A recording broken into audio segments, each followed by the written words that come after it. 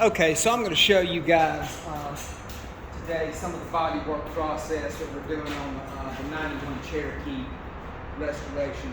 We've got just a few light held dings to fix on this hood. Very light on this side. There's about 8 or 10 very light, small held dings. But I do want to talk about metals and thicknesses of metal. This particular hood in 91, this is a pretty strong, thick metal. This is going to be like, you know, a 5 or 6 on the beer can scale. Pretty thick hood. But then you've got something like this aftermarket Camry hood on this. Now this is going to be like a 7.5, you know, on the beer can scale.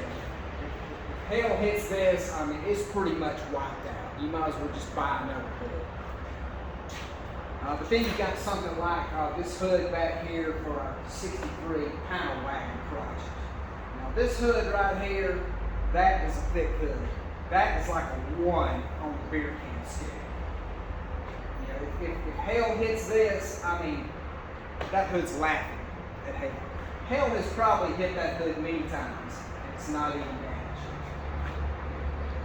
So what's a perfect 10 on the beer can scale? Well, like a 10 on the beer can scale, I mean, obviously most, you know, beer cans are going to be like a 9 on the beer can scale, even though they are a beer can. But of course, Bud Light beer can is the perfect 10.